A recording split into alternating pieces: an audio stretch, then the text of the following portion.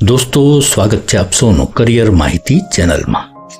દોસ્તો, Gujarat state electricity corporation limited એ Gujarat electricity board એટલે કે જીબી માટે પાવર જનરેશનનું કામ કરતી એક રેપ્યુટેડ કંપની છે. આ GSECL જે કંપની છે તેની ગુજરાતના અલગ અલગ વિસ્તારોમાં અલગ અલગ ઓફિસો આવેલી છે. તો અલગ અલગ ઓફિસો ખાતે હાલમાં એકાઉન્ટ ઓફિસરની જગ્યા ઉપર ભરતી માટે હાલમાં નોટિફિકેશન પ્રસિદ્ધ થયેલ છે. તો દોસ્તો, આજના વિડીયોમાં ખાસ તો આપણે આ ભરતી સંદર્ભે માહિતી મેળવીએ. હવે GSECL દ્વારા હાલમાં એકાઉન્ટ ઓફિસરની ભરતી સંદર્ભે જે વેબસાઇટ ઉપર ઓફિશિયલ નોટિફિકેશન પ્રસિદ્ધ કરેલ છે તે તમે સ્ક્રીન ઉપર જોઈ શકો છો. અહીં દોસ્તો તમે સ્ક્રીન ઉપર જોઈ શકો છો કે જે એકાઉન્ટ ઓફિસરની પોસ્ટ છે, તો આ પોસ્ટ ઉપર નિમણૂક મેળવનાર ઉમેદવારને ₹58,500 થી 1,15,800 સ્કેલમાં પગાર ધોરણ ઉપરાંત કંપનીના નિયમ અનુસાર અન્ય અનેક લાભો પણ મળવાપાત્ર થશે.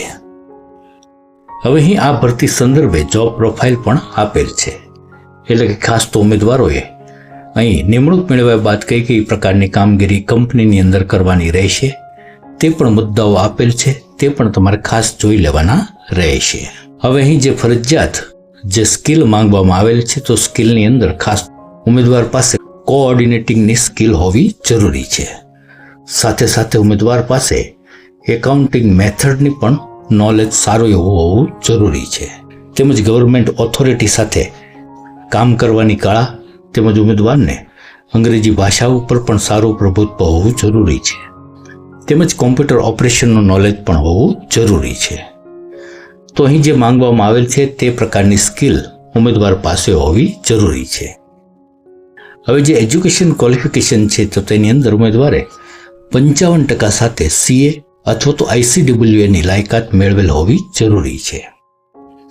અહીં એજ્યુકેશન ક્વોલિફિકેશન ઉપરાંત ઉમેદવારને 2 વર્ષનો જગ્યા સંબંધિત અનુભવ પણ હોવો જરૂરી છે. હવે એજ ક્રાઇટેરિયાની માહિતી મેળવીએ તો આ ભરતી સંદર્ભે તારીખ 16 એપ્રિલ 2025ના રોજ જે અનરિઝર્વ કેટેગરી એટલે કે બિન અનામત કેટેગરીના ઉમેદવારો છે, તો તેમની માટે ઉંમર મર્યાદા 30 વર્ષ તેમજ જે અનામત કેટેગરીના ઉમેદવારો છે, તો તેમની માટે ઉંમર મર્યાદા 35 વર્ષ સુધીની રહેશે. હવે અહીં એજ રિલેક્સેશનની અંદર જે મહિલા ઉમેદવારો છે, તો તેમને ઉપલી વયમાં 5 વર્ષની છૂટ મળશે. તેમજ પર્સન્સ વિથ ડિસેબિલિટી એટલે કે જે દિવ્યાંગ ઉમેદવારો છે, તો તેમને ઉપલી વયમાં 10 વર્ષની છૂટ મળશે. તેમજ GUVNL માંથી જે રિટાયર થયેલા જે કર્મચારીઓ છે, તો તેમને તેમના સંતાનો કે તેમની ઉપર ડિપેન્ડન્ટ જે ઉમેદવારો છે, તો તેમને અહીં જણાવેલ છે તે પ્રમાણે છૂટછાટ મળશે. હવે દોસ્તો, આ ભરતી સંદર્ભે આપણે વેકેન્સીની માહિતી મેળવીએ તો અહીં ઓવરઓલ કુલ 3 જગ્યા ઉપર ભરતી થઈ રહી છે. અને હાલમાં આ જે 3 જગ્યા ઉપર ભરતી થઈ રહી છે તે તમામ જગ્યાઓ છે તે ST કેટેગરીના ઉમેદવારોની ભરતી થઈ રહી છે. એટલે કે ખાસ તો જે અનુસૂચિત જનજાતિ એટલે કે સ્કેડ્યુલ ટ્રાઇબની અંદર જે ઉમેદવારો આવતા હોય તે ઉમેદવારો માટે અહીં 3 જગ્યાઓ ખાલી છે.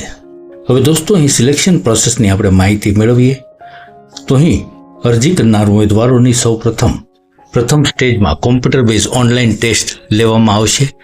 ત્યારબાદ પ્રથમ સ્ટેજ જે કોમ્પ્યુટર બેઝ ટેસ્ટ લેવામાં આવશે, તેમાં જે પણ ઉમેદવારો પાસ થઈ અને મેરિટમાં સ્થાન મેળવશે, તો તેમની સેકન્ડ સ્ટેજમાં કોમ્પ્યુટર બેઝ ટેસ્ટ લેવામાં આવશે.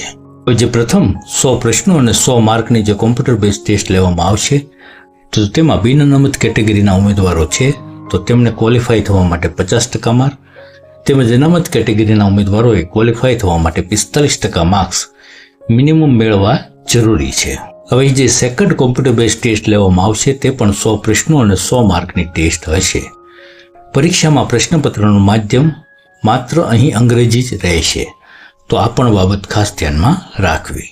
હવે દોસ્તો, અહીં પરીક્ષાની પેટર્નને આપણે સમજીએ તો સૌપ્રથમ જે કોમ્પ્યુટર બેઝ ટેસ્ટ 1 જે ટિયર 1 પરીક્ષા લેવામાં આવશે, તો આ ટિયર 1 પરીક્ષા છે, તો તેની અંદર સેક્શન 1 ની અંદર રિઝનિંગના 25 પ્રશ્નો, સેક્શન 2માં ક્વોન્ટિટેટિવ એપ્ટિટ્યૂડના 25 પ્રશ્નો, સેક્શન 3માં અંગ્રેજીના 15 પ્રશ્નો, સેક્શન 4માં કોમ્પ્યુટર નોલેજના 20 પ્રશ્નો તેમજ સેક્શન 5માં ગુજરાતી ભાષાના 15 પ્રશ્નો હશે. એ રીતે અહીં 100 પ્રશ્નો અને 100 માર્કની ટિયર 1 પરીક્ષા લેવામાં આવશે.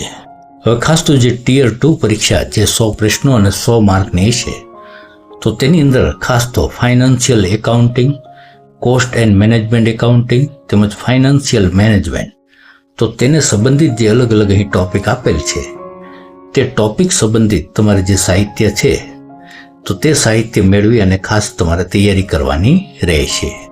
હવે દોસ્તો અહીં ખાસ તો જે ટિયર 2 એટલે જે સેકન્ડ કોમ્પ્યુટર બેઝ એક્ઝામિનેશન લેવાશે, તો આ સેકન્ડ એક્ઝામિનેશન છે તેના માર્ક્સને આધારે ઉમેદવારોની એક મેરિટ યાદી તૈયાર થશે અને તે મેરિટ યાદીમાં સમાવિષ્ટ ઉમેદવારોને આગળ ઉપર કંપની દ્વારા પર્સનલ ઇન્ટરવ્યૂ માટે બોલાવવામાં આવશે. હવે ખાસ તો અહીં જે કંપની છે તો તેની અંદર જે ગુજરાતના જે રહેવાસી ઉમેદવારો છે તો તેમની માટે 85% સીટ રિઝર્વ હોય છે. એટલે આ 85% સીટ જે રિઝર્વ હોય છે તેની ઉપર ખાસ તો ગુજરાતના ઉમેદવારોએ પોતે ગુજરાતના હોવા અંગેનું જે ગુજરાતનું ડોમિસાઇલ સર્ટિફિકેટ છે તે પણ છેલ્લે રજૂ કરવાનું હોય છે. તો આ પણ બાબત તમારે ખાસ ધ્યાનમાં રાખવી.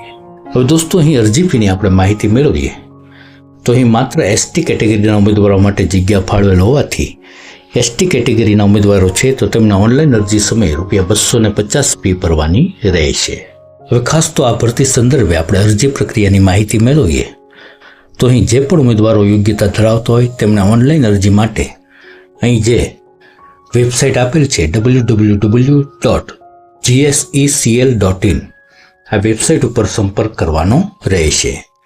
આ વેબસાઇટ છે તેની લિંક પણ હું નીચે ડિસ્ક્રિપ્શનમાં મૂકી દઈશ, ત્યાં ક્લિક કરીને પણ તમે આ વેબસાઇટ ઉપર સીધા જ પહોંચી શકશો. હવે દોસ્તો ખાસ તો આ ભરતી સંદર્ભે તમે જો યોગ્યતા ધરાવતો હોય અને તમારે ઓનલાઈન અરજી કરવી હોય તો ઓનલાઈન અરજી છે તે ખાસ તો વેબસાઇટ ઉપરથી તમે 29 એપ્રિલ 2025થી કરી શકશો. એટલે કે આ માટેના ઓનલાઈન ફોર્મ ભરાવાના 29 એપ્રિલ 2025થી શરૂ થશે અને આ માટે ઓનલાઈન અરજી કરવાની છેલ્લી તારીખ 19 મે 2025 રાખવામાં આવેલ છે. તો આ તારીખ છે તેને પણ તમારે ખાસ ધ્યાનમાં રાખવી. તો દોસ્તો આશા છે કે તમને જે GSECL કંપની દ્વારા હાલમાં ખાસ તો જે એસટી કેટેગરીના ઉમેદવારો છે તેમની એકાઉન્ટ ઓફિસરની પોસ્ટ ઉપર જે ભરતી થઈ રહી છે તેની અગત્યની તમામ માહિતી તમને આજના વિડીયોના માધ્યમથી મળી ગઈ છે. દોસ્તો આવી જ અગત્યની કારકિર્દીલક્ષી માહિતી હંમેશા તમને મળી રહે એવું તમે ઈચ્છતા હો તો જો ચેનલને સબસ્ક્રાઇબ ન કરી હોય તો સબસ્ક્રાઇબ જરૂર કરી દેજો. દોસ્તો ફરી પાછા આવી જ અગત્યની કારકિર્દીલક્ષી માહિતી સાથે મળીએ, ત્યાં સુધી રજા આપશો. જય હિન્દ, વંદે માતરમ. હંમેશા ખુશ અને હેલ્ધી રહો એવી ઈશ્વરને પ્રાર્થના.